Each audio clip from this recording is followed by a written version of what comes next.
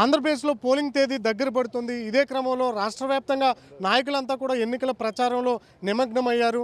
ప్రస్తుతం మనం రాజానగరం నియోజకవర్గంలోనూ ఇక్కడ జనసేన నాయకులు అడపా సీన్ గారు ఉన్నారు. ఆయన అడిగి తెలుసుకునే ప్రయత్నం చేద్దాం. సార్, రాజానగరం నియోజకవర్గంలో రాజకీయ పరిణామాలు ఎలా ఉన్నాయి? ఈ దఫా ఎన్నికలు ఎట్లా ఉండబోతున్నాయి అనుకోవచ్చు?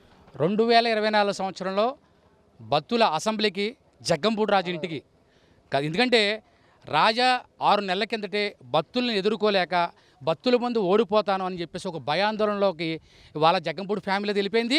ఆ వెళ్ళిపోయిన మరుక్షణం నుంచి కూడా దొంగ ఓట్లు ఏ విధంగా స్థానికంగా గ్రామాల్లో ఒక్కొక్క డోర్ నెంబరు 4 5 10 ఓట్లు జాయిన్ చేసి కుళ్ళు కుతంత్రాల రాజకీయాలు. ఎందుకంటే గతంలో ఆ తండ్రి బండి గుర్తు మీద దొంగ ఓట్లు వేసుకుని నగ్గేడన పందాలో తీసుకురావాలి రాజానగరం నియోజకవర్గాలు భయాందోళన తీసుకెళ్ళి ఒక బ్లేడ్ బ్యాచ్ గంజాయి బ్యాచ్ క్రికెట్ బ్యాటింగ్ ముఠాలతో కూడా ఒక దౌర్జన్యాలు చేసి సీనియర్ నాయకులంతా భయభ్రాంతులు చేసి ఖచ్చితంగా రాజానగరం నియోజకవర్గం గెలుద్దాని ఉద్దేశంతో ఉన్నారు తప్ప ఇలాంటి రాజకీయాలను తిప్పికొట్టడానికి జనసేన బీజేపీ తెలుగుదేశం కార్యకర్తలు అమాయకులు రాజకీయాలు చేయట్లేదు.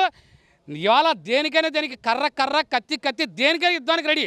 జగ్గంపూడి రాజు అనేవాడిని దొంగ ఓట్లు వేసే రాజకీయ రాజానగరం నియోజకవర్గం తౌరేయడం చేయంగా కూడా మేము ఖచ్చితంగా గ్రౌండ్ లెవెల్ వర్క్ చేసుకొచ్చాం. ఇవాళ 20,000 ఓట్లు దొంగ ఓట్లు జాయిన్ చేసి ముందుకెళ్దాం అనుకుంటున్నాడు. ఖచ్చితంగా ఇవాళ రిటర్నింగ్ అధికారిని కూడా మేము అందరూ కూడా బత్తుల బలరామకృష్ణ ఆధ్వర్యంలో 3 పార్టీల నాయకులు కూడా ఇవాళ కంప్లైంట్ ఇవ్వడం జరిగింది. ఖచ్చితంగా 10 రోజుల్లో ఎన్ని దొంగ ఓట్లతో ఉన్నాయో అధికారులు కనిపెట్టడం జరుగుతుంది. మేము ఖచ్చితంగా రాజాను ఓడిస్తాం ఈ విషయంలో. అంటే కొన్ని సర్వేలు వస్తున్నాయి, రాజానగరం నియోజకవర్గంలో దాదాపు 69% ఓట్లు రాజాకే వస్తాయని సర్వేలు చెప్తున్నాయి కదా. మరి ఇప్పుడు ఎంత అమాయకుడు అంటే నిజంగా మైండ్కే మారుతున్నాడు. అలా 69% ఓట్లు ఎవరికైనా జగన్మోహన్ రెడ్డి పడ్డా లేదా చంద్రబాబు పడ్డా ఎవరు కూడా ఇవన్నీ దొంగ సర్వేలు. డబ్బులు ఇస్తే పొద్దున్న నీకు ఎన్ని సర్వేలు కావాలి? చాలామంది డబ్బులు ఇస్తారు రాసి సర్వేలు ఉంటాయి. ఖచ్చితంగా ఇలాంటి సర్వే రిపోర్ట్లు సామాన్య మానవుడు ఎవడో నమ్మే ఉద్దేశం లేడు. ఎందుకంటే ఈ 4.5 సంవత్సరాలు వాళ్ళు చేస్తున్న అవినీతి కార్యక్రమాలు కావచ్చు, ఎందుకంటే కొండలు దోసేయడం, చెరువులు దోసేయడం, కాలువలు మట్టులు దోసేయడం, వాళ్ళ భయభ్రాంతులు అయిపోతున్నారు. మహిళలు ఎక్కడ చూసినా కూడా ఫంక్షన్కి ఎక్కడైనా కూడా పెళ్లి ఫంక్షన్కి 6 దాటితే వెళ్ళాలంటే ఇంట్లోంచి బయటికి రావట్లేదు. ఎందుకంటే బ్లేడ్ బ్యాచ్ వచ్చి మెడలో చైన్ లాక్కుపోవడాలు, ఈ ఆరాలు లాక్కుపోవడం, నకిలీ తాడులు, సాక్షాత్తు ఏదో చిన్న ఫ్యామిలీలో మెడల తాళ్ళు కూడా లాక్కుపోయి రాజానగరం దౌర్భాగ్య స్థితిలోకి వెళ్ళిపోయింది. ఇదంతా కూడా జగ్గంపూడి రాజా అధికారంలోకి వచ్చిన తర్వాత స్టార్ట్ అయింది. గతంలో రవీంద్ర టైంలో కానీ వెంకటేష్ టైంలో కానీ ఎక్కడ కూడా ఇలాంటి బ్లేడ్ బ్యాచ్లు గంజాయి క్రికెట్ బ్యాటింగ్ ముచ్చాలు లేవు. ఖచ్చితంగా రాజా వచ్చిన తర్వాత మాత్రం రౌడీ మొక్క పెచ్చిపోయి భయభ్రాంతులు అయిపోయి ఇవాళ మహిళలు ఒక ఫ్యామిలీ పెళ్ళిళ్ళకి వెళ్ళాలంటే కనుక 6 దాటి పెళ్ళిళ్ళు కూడా వెళ్ళడం మానేశారు. ఖచ్చితంగా రాజానగరం నియోజకవర్గంలో రాజాని తవరు కూడా వేస్తాం.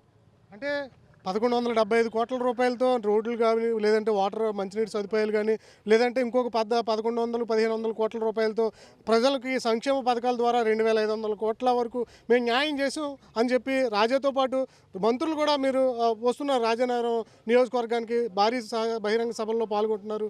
మరి ఈ ప్రచారాన్ని మీరు ఎట్లా చెప్తారు? ఇప్పుడు ఇన్ని 100 కోట్లు ఇచ్చాం, అన్ని 100 కోట్లు ఇచ్చామని చెప్తాడు కానీ జగన్మోహన్ రెడ్డి దగ్గర నుంచి 200 కోట్లు ఇచ్చాడు. అసలు వాళ్ళ ప్రభుత్వం స్టేట్ గవర్నమెంట్ ఎన్ని పథకాలు ఇచ్చింది, ఏమి ఇచ్చిందని క్లియర్గా శ్వేతపత్రాలు చేయమని దమ్ముంటే జగ్గంపూడి రాజని. ఇవాళ బీజేపీ గవర్నమెంట్ ప్రకారంగా సచివాలయ వ్యవస్థలు కావచ్చు, రైతు భరోసా కేంద్రాలు కావచ్చు, విలేజ్ క్లినిక్లు కావచ్చు, ఇలాంటివన్నీ కూడా ఇవాళ బీజేపీ గవర్నమెంట్ ఇచ్చింది. వాళ్ళ పథకాలతో ఇవన్నీ అమలైనాయి. ఖచ్చితంగా బీజేపీ మాలో పొత్తులో ఉంది. పవన్ కళ్యాణ్ ఇప్పుడు గతం నుంచి బీజేపీతో పొత్తులో ఉన్నాడు. అవన్నీ కూడా బీజేపీ సెంట్రల్ గవర్నమెంట్ చేసిన పథకాలు.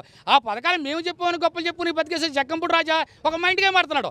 ఖచ్చితంగా ఈ పథకాలన్నీ కూడా ఏదో బటన్ నొక్కితే మేమేదో ప్రజలకు ఏదో చేద్దామని చెప్పి మొన్న కూడా చాలామందికి కొన్ని పథకాలు కూడా జరగలేదు.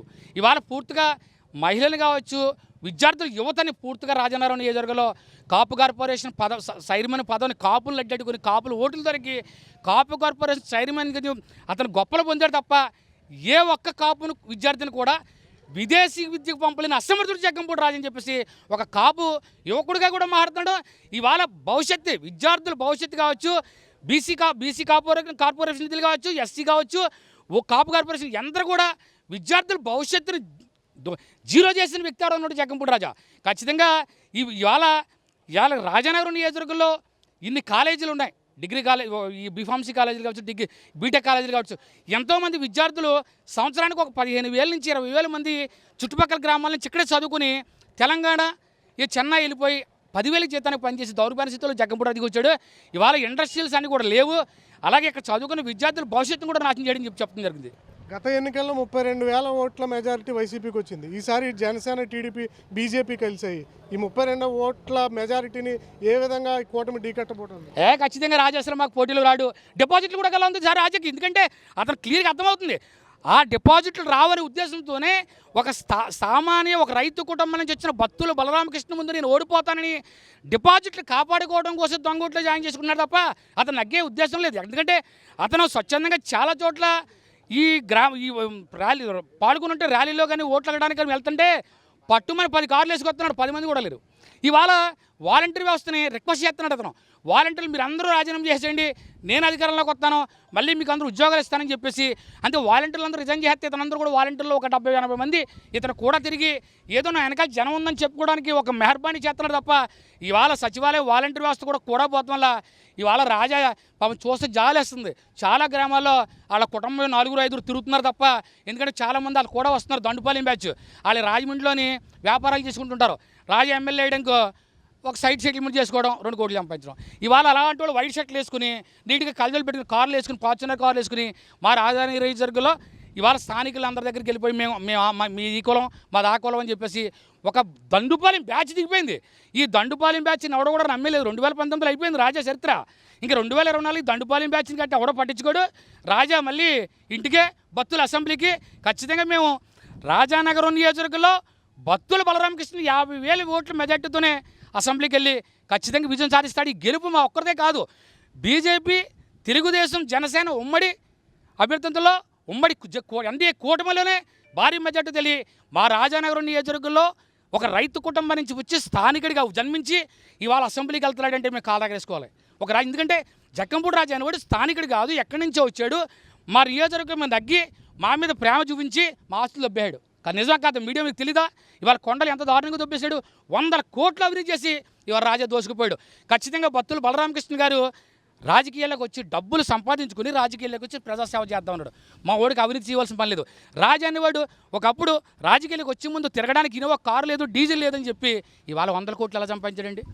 ఇవాళ జగనన్న ఇల్లు పేరు చెప్పి ఇళ్ల స్థలాల పేరు చెప్పి భూములు కొని తక్కువ డబ్బుల దగ్గర రైతులకు డబ్బులు ఇచ్చి ఎక్కువ డబ్బులకి ఇచ్చి రైతుల దగ్గర డబ్బులు దొంగేసిన దొంగ ఎవరన్నా ఉన్నారంటే వీళ్ళే స్థానిక ఎమ్మెల్యే.